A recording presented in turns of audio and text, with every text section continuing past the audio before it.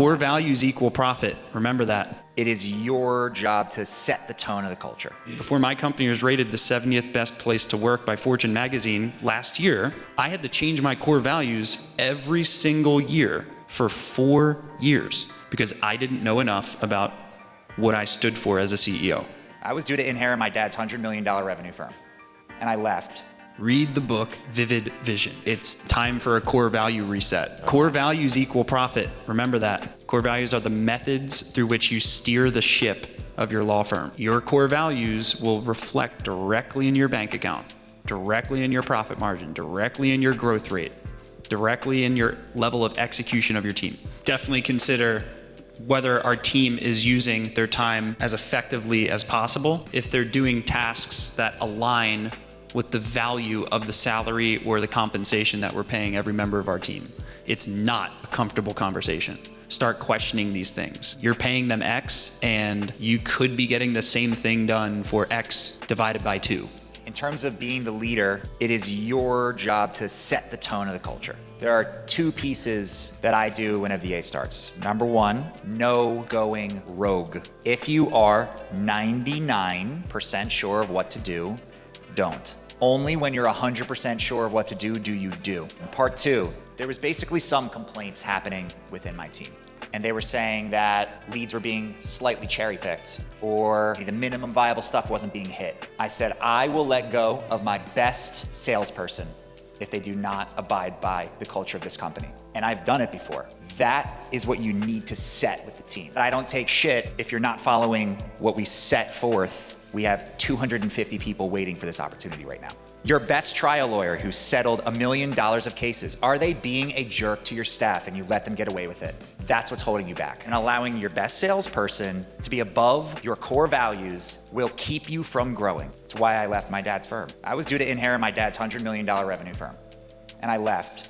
Read the book, Vivid Vision. When you're publicly clear about your law firm's vision, which includes your core values, and everyone's read that document and everyone's on board with that document, then you never have to reset anything because it's already been set in the first place. Some of us need to go through a form of a rebirth and literally pretend like it's day 1 of a new company to reset our culture. I used to have this core value called do whatever it takes. I had this one guy, I'm not gonna say his name, who would stay late in my office, which is why I shared the story. Everyone raised their hands. How many of you have the person that's always stressed out working 24/7? Everyone's hand just went up, right? And I remember thinking to myself, well, I have a core value that's called do whatever it takes. And this person was doing whatever it took, working around the clock, 24/7, 365. They were living that core value. And I had to fire that person. And as soon as I fired that person, I called him and I apologized to him. I said, I am sorry that I misled you. I had the wrong core value when I recruited you to our company. And I'm sorry you wasted your time with an organization where I misled you towards our core values because I didn't know enough about what I stood for as a CEO. Ever since that day, we've had a respectful relationship from that point. Just read the book, Vivid Vision. Go through the steps. Take off your shoes. Walk through a grassy field. Take out a notebook. Write exactly where you're going to be 3 years from today. Categorize your brainstorming. Draw circles around it. Before my company was rated the 70th best place to work by Fortune magazine last year, I had to change my core values every single year for 4 years because they weren't perfect. I missed something.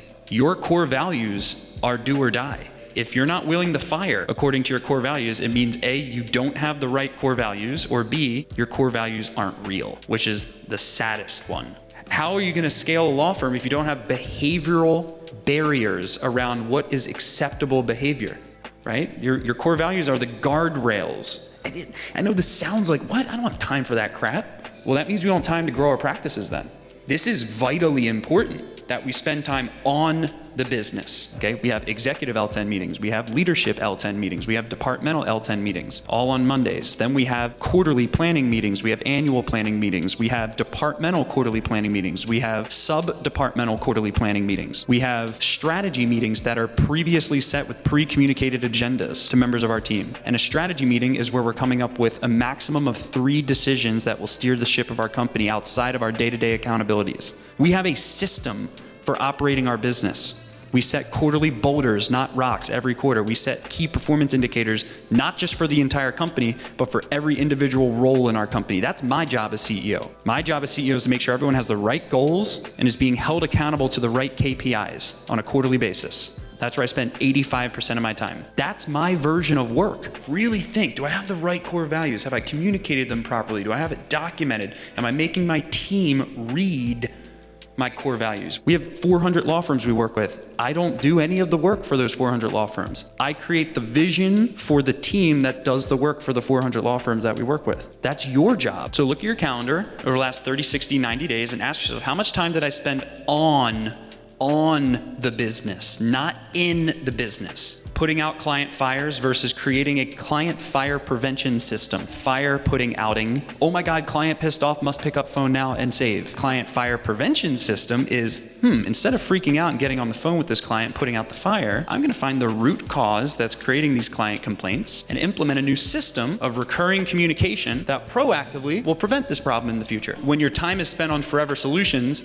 you won't know the value of it until you actually start spending time on it. One of my battle cries has been helping lawyers understand that they are a business owner first, that happens to be a law firm. And oh yeah, I'm also a lawyer, in that order. I'm a business owner first, that happens to be a law firm, and oh yeah, forgot, I'm also a lawyer. We have to unlearn the lawyering to become a leader. If you are the smartest person in your law firm, there's a problem. Vivid Vision, please read the book. Yep. Just follow what the book says. It is so easy. Read the book. Do the steps. Create the Vivid Vision document. Use it. Be public about where your firm is going. Be public about your acceptable behavior parameters of the core values of your firm. Be public about this. Right? Reverse engineer it into reality. And we don't have all the answers, by the way. A lot of you are smarter than us. If you're not improving what you're doing every day, you're staying the same. I'm constantly changing my systems, constantly improving them, adding new automation, adding new people, dropping more tasks so that I can focus on things like this. A high impact thing for your firm that would drive revenue would be to get nights, weekends, follow-up support. We'd be happy to get you virtual assistants. We could have a go live as quick as a turnaround of 2 weeks if you did choose to move forward with virtual assistants.